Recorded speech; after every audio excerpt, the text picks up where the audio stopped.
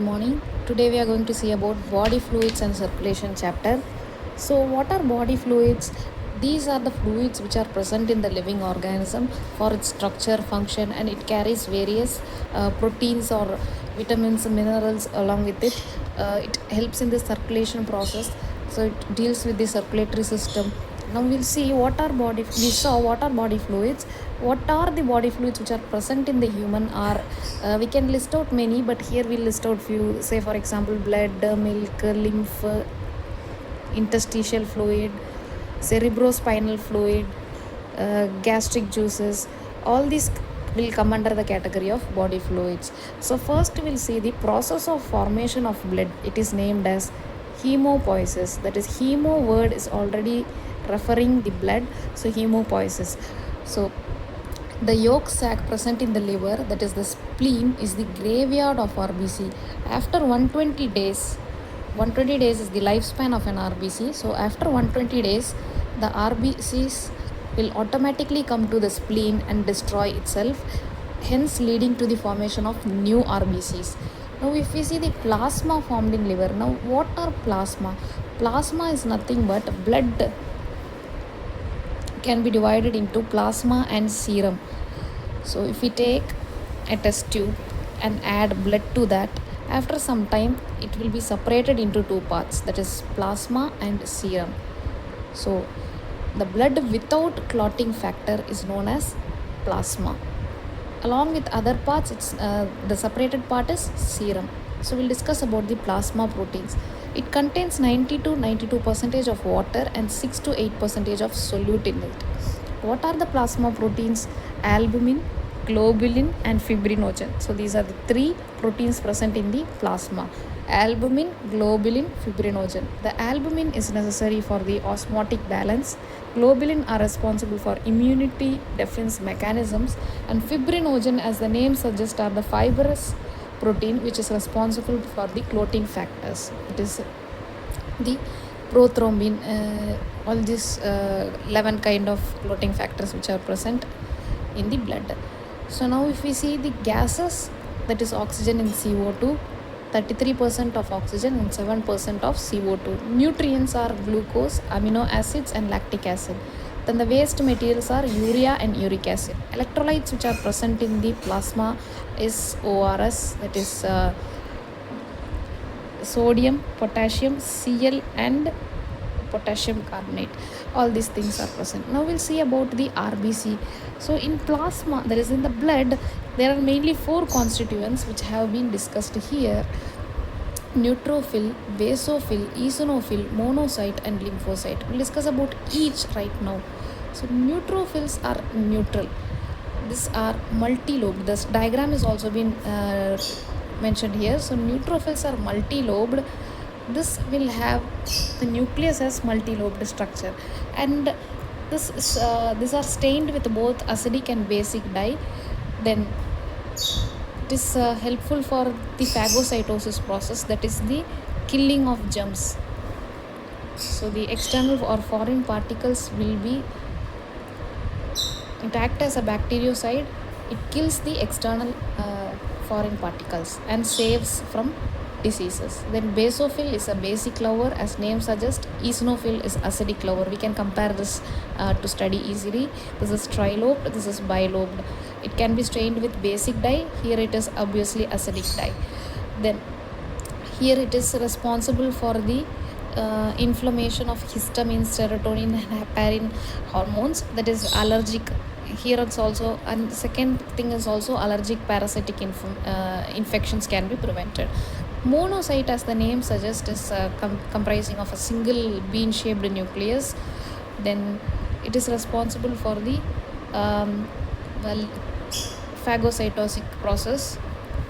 That is, phagocytosis is a process where the cells will, if any foreign particle like any microorganism is being entered to the body, then this particular monocyte, lymphocyte, all these defense mechanisms of the body will just engulf this particular foreign body inside it, and it destroys the external particle, thereby saving or protecting us from the diseases. So these are like soldiers, these act like soldiers of the body to save us from various diseases which are caused by these external antigens. So these are named as antigens, and the one which supports us, all these categories which supports us from prevention of various diseases can be named as antibodies. So antibodies are naturally present in our body to prevent us from various diseases which are caused by the entrance of various foreign particles, just like microbes, for example virus, bacteria, fungi, all these stuffs. Last category is lymphocyte, which consists of B cell and T cell. So these are mature T cells which is present in the thymus. So all this togetherly can be also constituting the part of our immune system. So these are responsible for the. So good morning, we are going to discuss about the part 2 of the body fluids and circulation chapter. Here we discussed in the last chapter we discussed about the RBC, that is erythrocyte.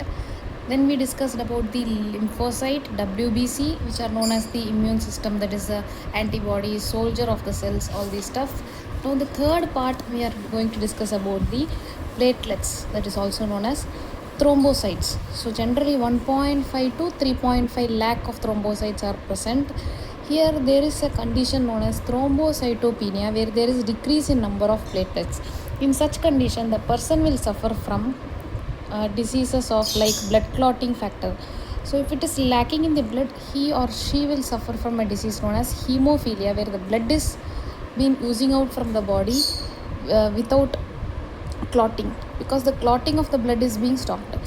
Now the blood grouping, we already know what is blood grouping. That is, there are 4 major categories of bloods: O positive, O negative, A positive, AB, B positive, then B negative, A negative. So all these are the categories or blood grouping. So this were first given by Karl Landsteiner. So there are antigen and antibody present inside the blood, which is responsible for the blood grouping property. So this RH factor, the plus or minus, is determined by the RH factor that is possible, that was found from the RH monkey, that is rhesus monkey. So RH factor is something which is extracted or studied from the rhesus monkey, hence it is named as RH factor. That is the word rhesus, RH. So this plus or minus is determined by the presence or absence of that RH factor in the blood. So we'll see about the RH incompatibility, that is erythroblastosis fetalis. So this condition which is present in the human. So when a father is RH positive, when a father's blood contains RH category, and if the mother doesn't have that RH factor in them, so when they mate, when the fetus is formed, obviously it can either form as RH plus or RH negative, but generally due to the presence of RH factor in the father, it will get as RH positive. So this is in the first category. So there is no mixing of the fetal and maternal blood, so the possibility is positive, that is, there is no disease for the offspring formed. Whereas in case of the at the time of the childbirth, that is at the time of parturition, the fetal blood and the maternal blood get mixed up.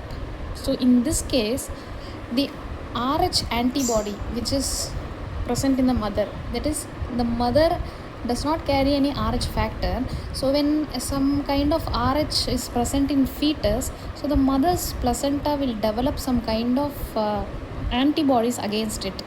So that will try to destroy the fetus blood. So thereby this can cause condition known as jaundice for the fetus. This can cause jaundice or anemia like conditions for the offspring formed between the pair of father and mother who is RH positive and RH negative respectively. So here in the next part of the body fluids chapter, we are going to see about the human circulatory system. So it is also called as the blood vascular system. It consists of a muscular chambered heart. So we know the human heart is something which is having a four chambered heart. The human heart is a four chambered heart. What are the characteristic features of that is our heart? It consists of cardiac muscles firstly, then it is mesodermal. It is located in the mediastinum. That is, sternum is a place between the two lungs. The left lung has a small notch-like structure that is known as cardiac notch. In that notch, this particular heart is being fitted. So heart is tilted toward left side. It is in the size of a closed fist. So it is in the size of a closed fist. It is located above the diaphragm. Diaphragm is the part which we have discussed in the respiratory system chapter. Like if we draw a structure, an outline like this, so this will be the lungs. So below the lungs there is a dome shaped structure which is known as diaphragm. So here in the left portion there is a notch like structure where the heart can be placed here safely between the two lungs. It is protected in this particular place inside the rib cage, so it is safely protected. Now this heart has mainly four chambers. The human heart consists of four chambers. It can be divided as 2 into 2, that is 2 atria and 2 ventricles. So atria are small, irregular, whereas ventricles are large. It has a musculary in shape. Okay, now we'll see to the membranes of heart. That is, there are 3 membranes: pericardium, myocardium, endocardium. We'll see each. First membrane is pericardium, that is the outer layer. Pericardium is the outer layer. Myocardium consists of cardiac muscle. This is the middle layer. We can remember as myocardium for middle. Then the third layer, which is the inner layer, is endocardium. So it is innermost layer, the thickest layer. So innermost layer is the thickest layer. It is responsible for the pumping of the blood to the entire body. So here only the pumping of the blood takes place. When the heart pumps, it produces 2 kind of sound, which is lub and dub. So about this topic, the heart sound, we'll be discussing in the next part. So this is the next part of the cardiac cycle. We saw about the basic structure of a heart. That is, the human heart consists of 4 chambers, 2 atria, 2 ventricle. Now we are going to see the cardiac cycle.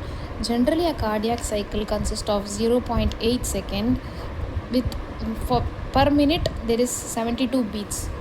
So here if we divide this cycle, we can see joint diastole, ventricular diastole and articular systole. So these 3 will togetherly consist of one cardiac cycle.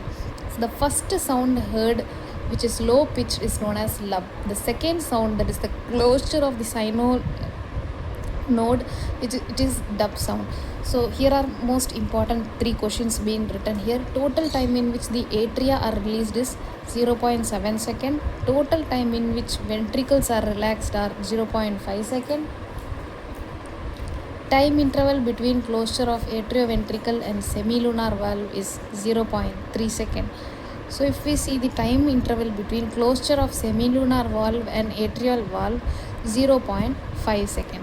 So this is, if I have mentioned it in a tabular column so that it is more easier. Atria, ventricles, AV node and AV valves and SL valve, the blood flow. So at first point of count, then the second, then the third, how it is relaxed or open. So this can be easily understood with the help of this tabular column.